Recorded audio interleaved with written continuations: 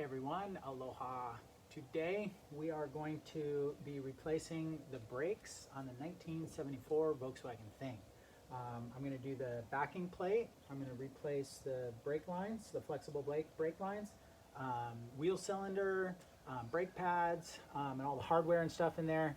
Going to kind of totally redo the whole thing. This is a car that I got recently, and I don't know when the last time it's been done. And also, as you can see here, I got a little drip, and that means my wheel cylinder, as far as I can tell, is leaking inside there. So it needs to be fixed. So I'm going to go ahead and take this opportunity to replace everything. So let's dig in. Here are the parts I'm going to be using today. I've got brand new backing plates. I've got new flexible brake lines.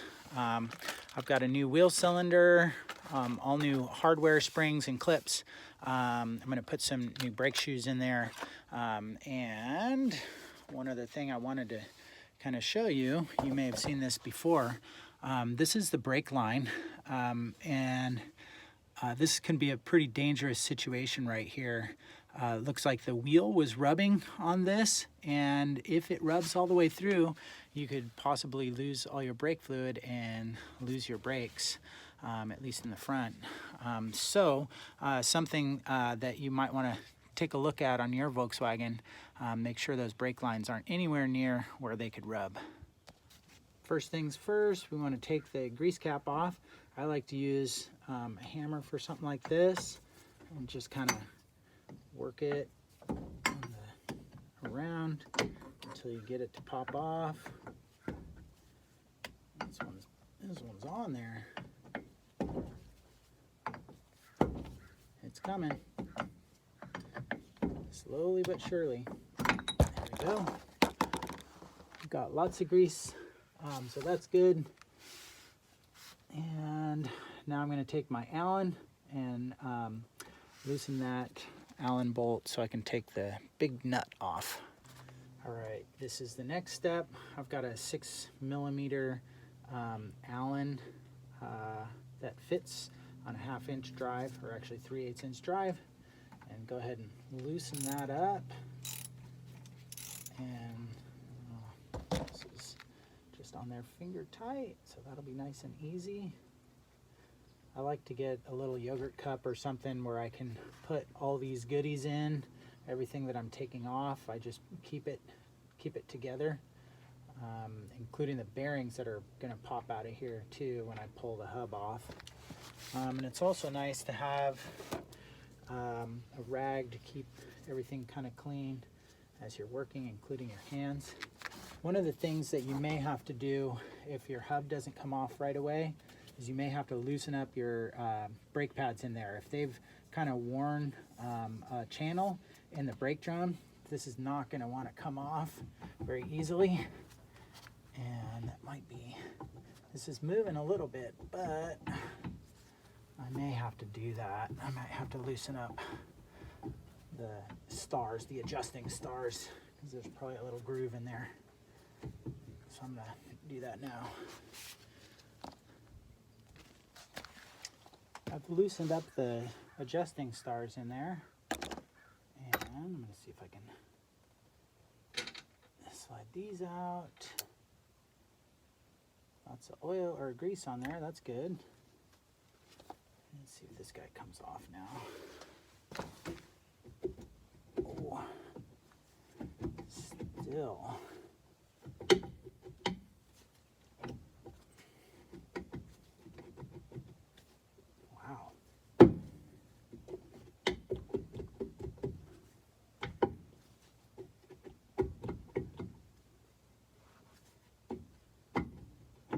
Adjust some more.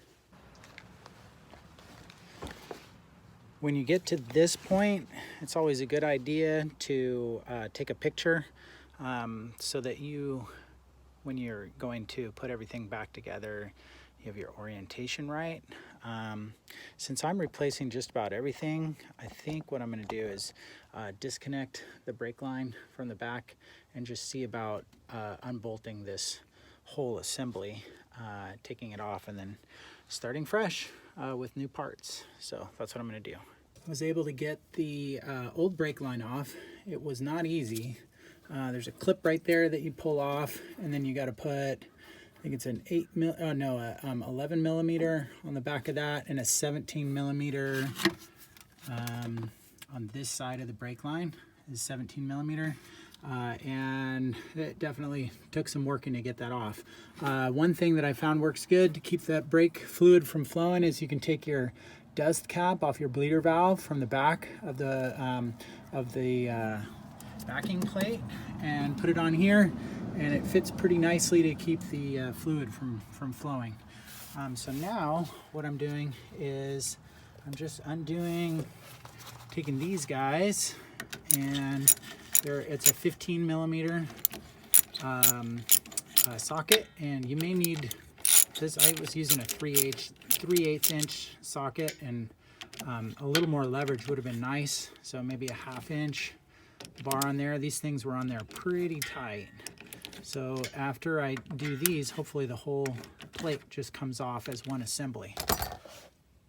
And after taking those 3 bolts off, this thing just comes right off. And I may need to reuse the adjusters, the star adjusters, but pretty much everything else, I'm just going to take this and I'm going to replicate building that with my other one just on the bench, and then I'll bring it out here and put it on. So I brought the unit in to the bench, and I'm just kind of orientating it to, or the new one just kind of like exactly like the other one is, so that I can basically build this right on the bench here, and then just referring back to this as I put the pieces together. One thing that you could do is put a little bit of grease where the brake pads come into contact with the backing plate, just to eliminate the friction that will occur right there. I put new adjusting stars on here too, so they'll operate really nice and freely, and hopefully make it a little easier to adjust the brakes. These old ones, as you can see, are pretty buggered up. I mean, I could probably use them, but they're pretty beat up. So I've got this guy built on the bench, ready to reinstall, just like the one I pulled off, except everything's nice and new. Adjusting stars are going to be usable. I put a little bit of anti-seize compound in there, so everything spins nice and freely. Yeah, these are ready to go. I've got the hose mounted up and ready to reconnect. So that's what we're going to do next. All right, now that I've got this on there and situated, it's just a matter of tightening up these 3 15 millimeter bolts nice and snug. This is what holds everything together, so you want to make sure you're getting these really nice and tight. Check your manual for the torque specifications, and then I'll be reconnecting that brake line. For this next step, you're going to want to make sure you have all your ducks in a row, everything's kind of lined up. I'm going to put a little rag right here to catch some of the brake fluid. Inevitably, once I pull this cap off, the brake fluid is going to start kind of pouring out. So I want to make sure I got this nice and lined up, and that I can thread this on fairly easily without losing a lot of brake fluid. So let's see how it goes. Pull this off.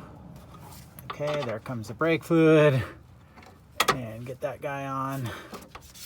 And oh, it's awkward. There we go. Now I'm threading it on. Get it lined up. And I can get it fairly tight, just finger tight, and then I can come back and tighten that up. I've got the hose line connections nice and tightened up. Last step with this process is to put that little clip in, and that will hold everything nice and snug. And be done with that.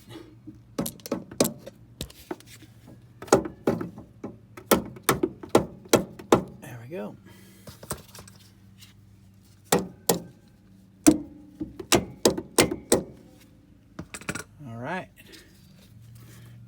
pull, make sure everything's nice and snug.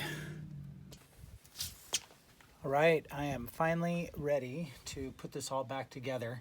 I decided to get new drums because the old ones, which were, I believe, originals, had a pretty good size ridge along the outside, which means they had kind of worn a track in there, and it was making it kind of difficult to get the drums off.